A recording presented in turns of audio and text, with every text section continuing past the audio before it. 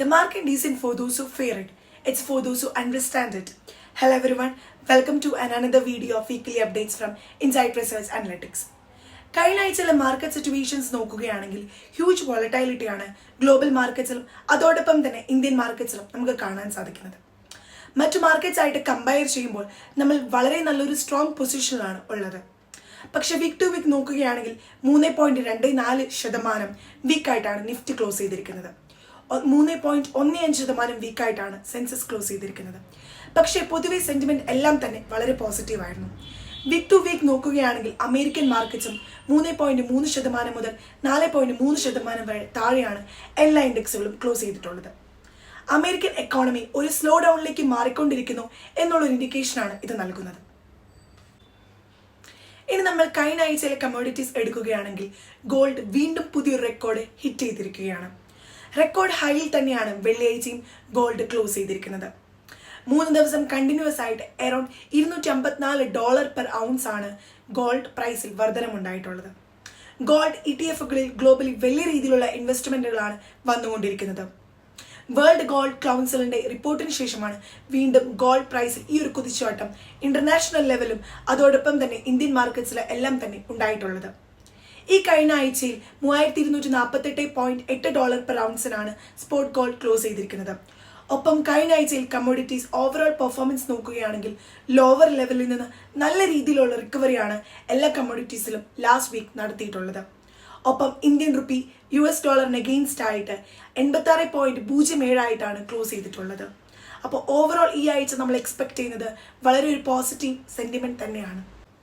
ഇനി നമ്മൾ foreign portfolio ഇൻവെസ്റ്റേഴ്സിന്റെ activities നോക്കുകയാണെങ്കിൽ കഴിഞ്ഞ ആഴ്ചയിലും അവർ സെല്ലേഴ്സ് തന്നെയായിരുന്നു. അതേസമയം നമ്മുടെ ഡൊമസ്റ്റിക് ഫണ്ടുകൾ നല്ല രീതിയിലുള്ള ബൈങ് ആണ് കാഴ്ചവെച്ചുകൊണ്ടിരിക്കുന്നത്. ഒപ്പം മാർച്ചിലെ മ്യൂച്വൽ ഫണ്ട് IM ഡാറ്റ പുറത്തു വന്നിട്ടുണ്ട്. SIP അക്കൗണ്ടുകൾ 8.11 കോടിയായി കുറഞ്ഞിരിക്കുകയാണ്. ലാസ്റ്റ് ഫെബ്രുവരിയിൽ 8.26 കോടിയായിരുന്നു വരുന്നത്. ഇതൊരു ക്ലോസിംഗ് ആയിട്ട് കണക്കാക്കാൻ നമുക്ക് സാധിക്കില്ല. പല ഇൻവെസ്റ്റേഴ്സും ഇതൊരു കൺസോളിഡേഷനിലേക്ക് വന്നിട്ടുമുണ്ട്.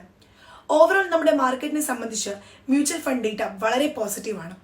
9.19 കോടി ജനങ്ങളാണ് കഴിഞ്ഞ ധനകാര്യ വർഷം ഇൻകം ടാക്സ് റിട്ടേൺ ഫയൽ ചെയ്തിരിക്കുന്നത്.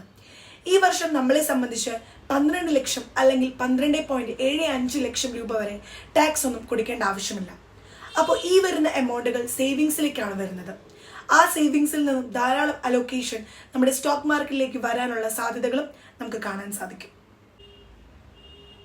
ഗാർഡൻ റീച്ച് ഷിപ്പ് ബിൽഡേഴ്സ് ഇന്ത്യയിലെ ഏറ്റവും വലിയ dry dock ship building facility ഉള്ള Swan defence and heavy industries ആയിട്ട് ഒരു MOU സൈൻ ചെയ്തിട്ടുണ്ട്.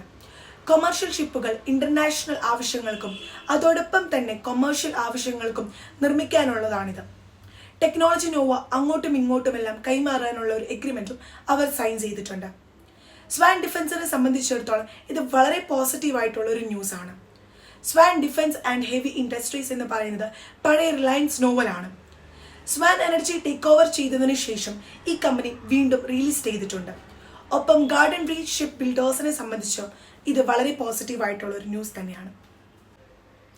ഒപ്പം നമ്മൾ കോഫി പ്രൈസിംഗ് നോക്കുകയാണെങ്കിൽ ഡിക്കേഡ് ഹൈയിലാണ് കോഫി പ്രൈസിംഗ് ഇന്റർനാഷണൽ മാർക്കറ്റിൽ ഇപ്പോൾ ട്രേഡ് ചെയ്തുകൊണ്ടിരിക്കുന്നത്. ഇതിന് പ്രധാനപ്പെട്ട കാരണം സ്റ്റോക്ക് അവൈലബിലിറ്റി പ്രൊഡക്ഷൻ 25 കൊല്ലത്തെ ലോവർ ലെവലിലേക്ക് വന്നിരിക്കുന്നുവെന്നാണ്. അതുകൊണ്ട് തന്നെ റോബസ്റ്റ കോഫി പ്രൈസും അറബിക്ക കോഫി പ്രൈസും എല്ലാം തന്നെ ഇന്റർനാഷണൽ മാർക്കറ്റിൽ മുന്നേറിക്കൊണ്ടിരിക്കുകയാണ്.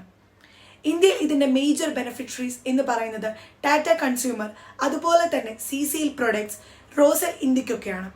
ടാറ്റ കോഫി മെർജ് ചെയ്തിരിക്കുന്നത് ടാറ്റ കൺസ്യൂമറിലേക്കാണ്. അപ്പോൾ ടാറ്റ കൺസ്യൂമറിനെ സംബന്ധിച്ചിടത്തോളം ഇത് വളരെ പോസിറ്റീവ് ആയിട്ടുള്ള ഒരു ന്യൂസ് ആണ്. കോഫി പ്രൈസിംഗ് ഇന്റർനാഷണൽ ലെവലിൽ വലിയ രീതിയിലുള്ള മുന്നേറ്റമാണ് നടത്തിക്കൊണ്ടിരിക്കുന്നത്. അപ്പോൾ ഇതൊക്കെയാണ് ഈ വീക്കിലെ മേജർ ന്യൂസ് ഫ്ലോസ്. ഇന്ത്യൻ മാർക്കറ്റ്സിനെ സംബന്ധിച്ച് നോക്കുകയാണെങ്കിൽ നമ്മൾ വളരെ സ്ട്രോങ് ആയിട്ടുള്ള ഒരു പൊസിഷനിലാണ് ഉള്ളത്. ഒരു ഡൊമസ്റ്റിക് കൺസപ്ഷൻ ഡ്രിവൺ എക്കോണമിയാണ് നമ്മുടേത്. ഈ താരിഫ് ഇമ്പാക്റ്റുകളെല്ലാം വളരെ ലിമിറ്റ് ഇമ്പാക്റ്റ് ആണ് നമ്മുടെ ഇന്ത്യൻ എക്കോണമിയിലും അതുപോലെ തന്നെ മാർക്കറ്റ്സിലെല്ലാം ഉണ്ടാക്കാൻ പോകുന്നത്. അപ്പോൾ എല്ലാവർക്കും നല്ലൊരു ഹാപ്പി ട്രേഡിംഗ് വീക്ക് നേരുന്നു. നിങ്ങളുടെ ഡൗട്ട്സ് കമന്റ് ചെയ്യുക.